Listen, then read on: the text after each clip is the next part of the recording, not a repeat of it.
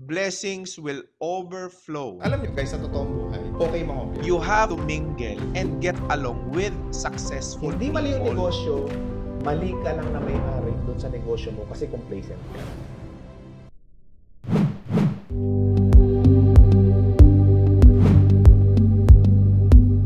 Magkano po ang budget for testing phase ng FB ads, tas winning ads set na how much ang suggested budget? Nagbabudget kami ng 7,000 to 10,000 pesos daily before, no? So yun yung budgeting namin per day, 10,000 per day. So ngayon nakikita ko, yung ads namin, although effective siya, pero ang mahal ng cost per message namin. Yung cost per message namin is umaabot ng 20 pesos, 30 pesos, 40 pesos per message. So ibig sabihin, yung buong kinikita nung clinic ko before is napupunta lang dun kay Facebook. So parang dun lang kami nagbabayad. So ngayon, nag-revamp kami. So binago namin yung strategy. So gumawa kami ng isang ad set or lower offer. Ang tawag dito is lower your offer para mas maraming mag-engage sa inyo dun sa video ninyo. Tapos, niliitan namin yung budget. So mas mura siya pag tinignan. Tapos small budget lang, nag-testing kami. Up to until now, hindi ko na ho binago. So bumaba po ng 80% to 90% yung budgeting namin pagdating sa Facebook ads. And same effectiveness yung naibibigay niya. So, nagiging cost per message ko na lang is 2 pesos. The most is 3 pesos per message. So, paano namin nagawang ganon? Kailangan yung first 3 seconds ng Facebook ads ninyo is dapat ma-hook mo na kagad yung customer. Ano ibig sabihin na ma-hook? Kailangan makuha mo na kagad yung attention niya. Kailangan mag-engage siya. Tandaan po natin na kapag ka ang tao tumitingin sa ads sa Facebook, nagpindot ka ng ads, di ba? Or kaya nag-boost ka. Pag nag-i-scroll yan ng cellphone niyan, blanco isip niyan naghahanap yan ng something na interesting. Something na po pwede niyang panoorin. Something na po pwede niyang pakinggan. Yan ang trabaho natin o yan ang habit natin kapag ka tayo ay nag-i-scroll ng mobile phone natin. So, dapat makuha mo yung attention nila in less than 3 seconds. Dapat maganda yung hook mo. Ibig sabihin, makatch mo na kagad yung attention nila. Makatch mo na kagad yung interest nila. Makatch mo na kagad yung curiosity nila. So, yun yung goal mo. So, paano ba ako, sir, gagawa ng ganong content yung nakakatch kagad yung attention, nakakatch kagad yung interest, yung curiosity ng tao, di ba? So, depende po sa product na binibenta mo or ino-offer mo sa Facebook. Depende rin sa services na ino-offer mo. So, ako suggestion ko, dapat question muna. Kasi yan yung naging effective sa amin. So, uumpisahan mo sa tanong, di ba? Ikaw ba ay nakatikim na ng pinakamasarap na milk tea sa buong Pilipinas? Question mark. Ikaw ba ay nakatry na ng murang produkto pero nandyan ang top quality? Something like that. Less than 3 seconds dapat tinatanong mo sila. Because question needs an answer. So, psychological po yan. So, pag ikaw nagtanong, oy, may tinanong siya, parang gusto ko sagutin to ha. Something like that. Pagdating naman sa services-oriented na negosyo kagaya sa amin, personal care, ang ginawa namin is dapat yung parang maiengganyo kagad. Kung halimbawa, babae yung market, dapat may maganda kang model, nakikita yung before and after na effect sa video mo. Dapat in 3 seconds napapakita na po natin yan. So, tandaan po ninyo, ang pag-create po ng ads, wala po sa technicalities yan. May factor in technicalities, pero ang majority po niyan is ayusin po ninyo content ninyo. First 3 seconds, dapat makatch mo yung attention nila, makatch mo yung curiosity, makatch mo yung interest nila.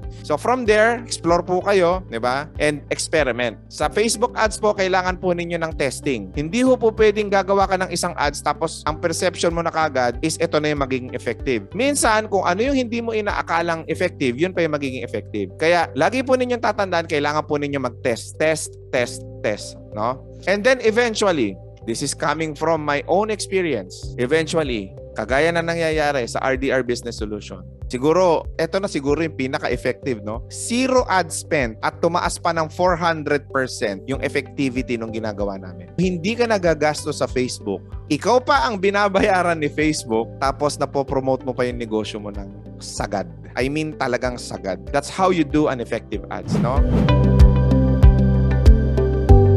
Sino rito ang bihira ng manood ng TV? Mas komportable siyang manood sa YouTube, sa Facebook, sa TikTok. Darating ang panahon na sobrang daming mag-a-advertise sa mga platform na yun. Actually, ngayon pa lang sobrang dami na at parami pa po yan. Imagine niyo po ito guys 2 to 5 years from now, lahat ng negosyo nag-a-advertise. So, ibig sabihin, there will be advertising war. Naggegera na. Actually, nangyayari na ngayon, nagbabagsakan ng presyo sa advertising, nagpapagandahan ng offer, nagpapagandahan ng endorser, ng artista, ng lahat. Lahat sila nagbabayad. Ako ako, nararamdaman ko na sa negosyo ko dun sa Mayumi. Nag-advertise ako ng kilay. Yung algorithm ni Facebook, syempre puro kilay, nagpapababaan na po ng presyo. Nagyegera na yan sa loob. Sa lahat ng negosyo, mangyayari at magiging applicable po yan. So kung sasabay tayo doon, madadaganan lang po ulit kayo ng mga big brands. Ano pa yung dapat ninyong maintindihan? Di ba may COVID-19, may virus. Ngayon medyo lumuluwag na. Hindi po tayo perfectly babalik sa normal. Bakit? Nakapag-adapt na po ang maraming tao sa pagbili online. Milyon at bilyong tao sa mundo, nakapag-form na sila ng habit na nagtitiwala na sila to actually purchase online. Whether food, whether products, whether